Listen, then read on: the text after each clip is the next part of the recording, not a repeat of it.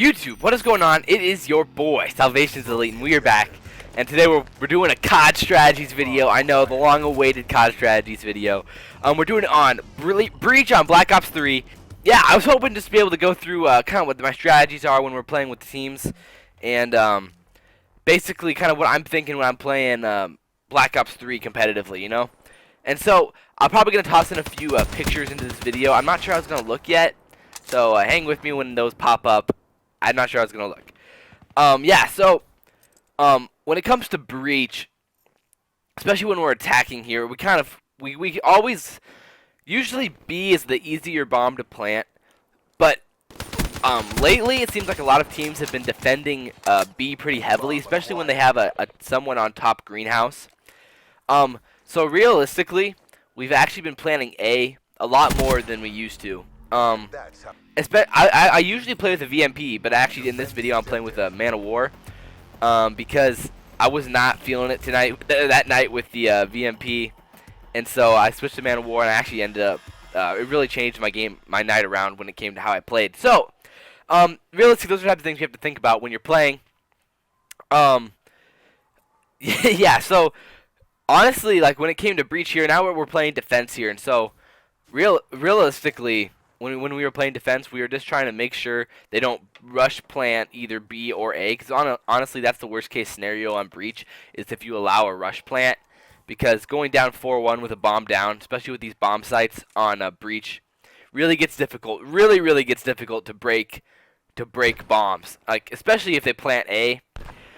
Because you can set up in these corners here and have somebody like either head glitch bomb or head glitch the bar right here, and it gets really difficult. So you want to be able to prevent a bomb rush. So you want to always be able to have a chance to call them out.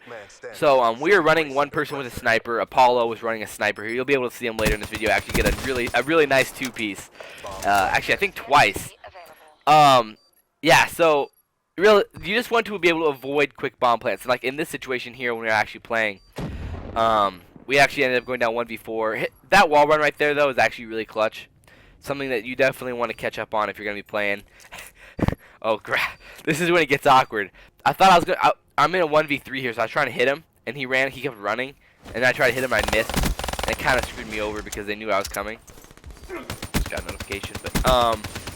Yeah, I almost had the ace clutch, but I got killed in that 1v1 right when I killed the second guy there. So, yeah, like I said, avoid quick bomb plants when you're playing defense. So just make sure to get callouts.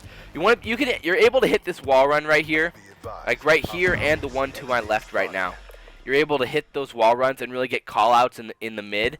If you don't want to peek top broken, you're able to get those callouts anyway. So usually if you have somebody running a thermal sniper, a thermal scope, I mean, you'll be able to get those callouts.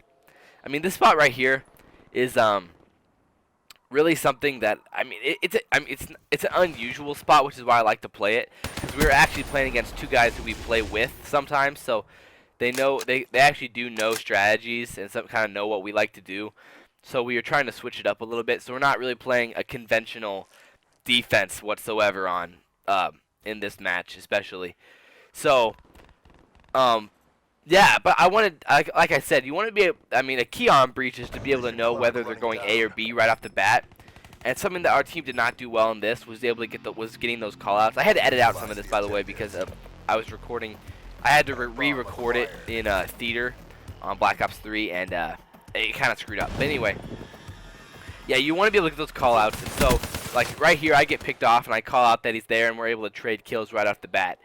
And especially when you're playing defense like this, I mean, when you're attacking like this, my bad. You really want to be able to trade those kills and put yourself in a position to watch the flank, especially on Breach, because there's flank spots just absolutely everywhere. And so, I mean, right now, like we're watching Apollo, John, and he's watching mid while we're clearing out A to let us be able to get this bomb down. So now I think he's about to put down the bomb. He's watching mid to get those callouts, and he's able to actually pick him off here, which is actually a pretty sweet play. And oh man, that's just dirty.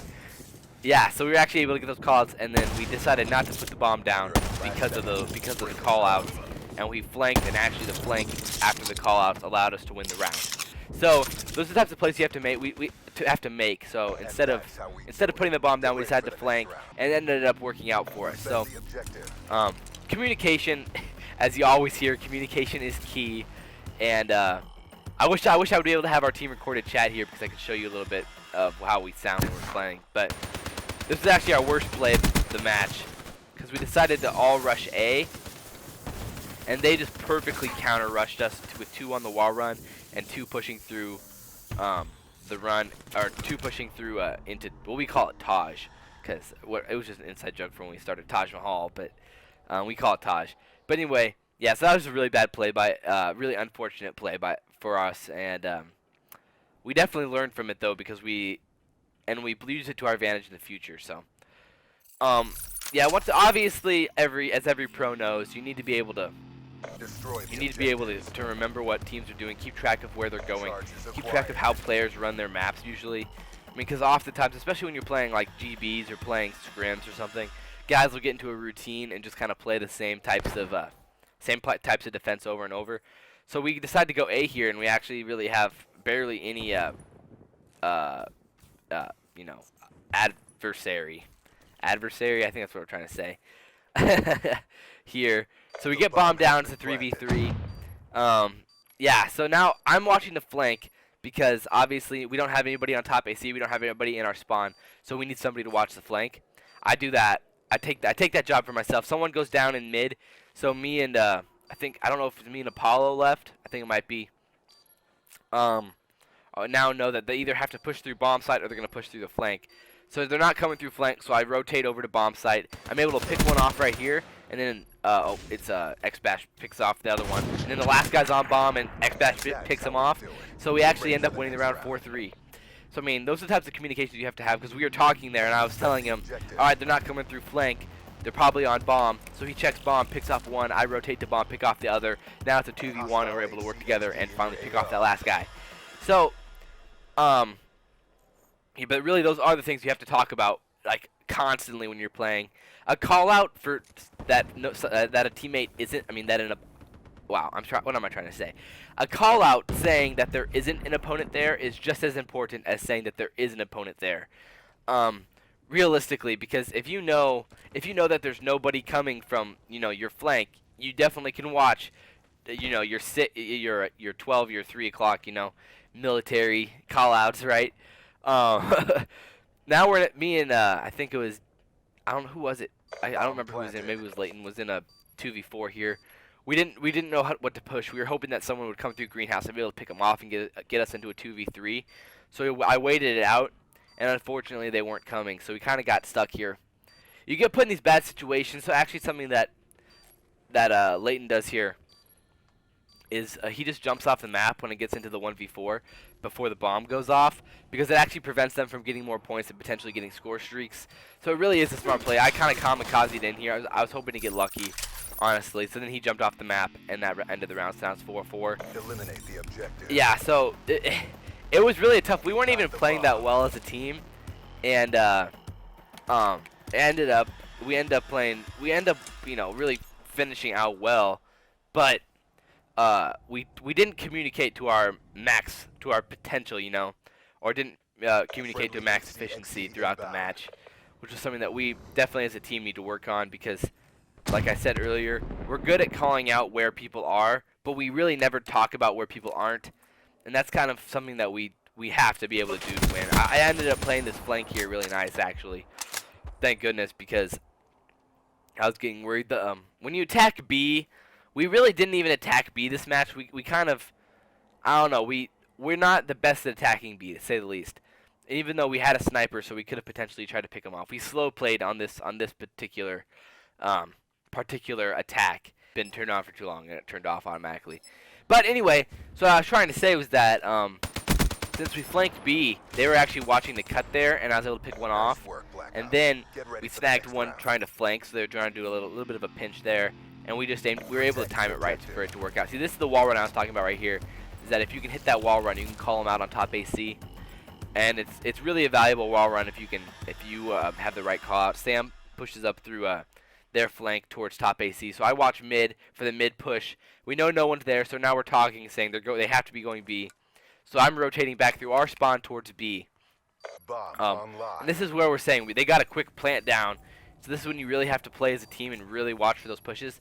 And this is where we played really kind of bad here because me and Apollo both played the spawn a little bit too long, probably way too long. And we're actually up 4v3. We got the pick, so I run into bottom greenhouse, and then I get picked off from behind. And that was really what changed that round, and we ended up losing. And that's where my recording messed up again. So now we're back down to round 11. It really does get epic here, and so we decide I'm gonna watch A. We're gonna have one go mid AC, mid with their RC or HC, and then they're gonna go through Taj. So then I follow the HC through Taj, and I check the flanks for a second, and then I check mid because the AC just took it. Now we know they're going B. And so we're playing for kills at this point, and now since they were waiting in their spawn because they also had an HC. So I decided to wait in computers to see if they would push through, and it worked out so well because he ended up coming through right here in a second, and I take him out. So now we're up 4v3, and this is where it gets embarrassing. I was gonna flank around their spawn. It would have worked out so well, but I forgot I didn't have afterburner, and I fell off the map. Oh, guys! And now we just see Apollo nails him with the sniper. So now we're up 3-2. And this is where it gets a little bit controversial because the guys we were playing were not happy that that Apollo was running rejack because we were playing CWL rules and it's not banned in those rules. If he dies here, uses rejack, and actually they play it really well because they get the pick there, they trade it, so Boogie comes down and takes out that whoever was there. And look at this snipe from Apollo. Wow, what a snipe from Apollo! He nails him. He even gets a little bit dirty. And we win the game. So I hope you guys like this little commentary tips. I'm still working on making it a little bit better, so if you guys enjoyed, like, comment, favorite, and subscribe. As always, I am your boy SalvationsElite, and we will see you next time. I'm out.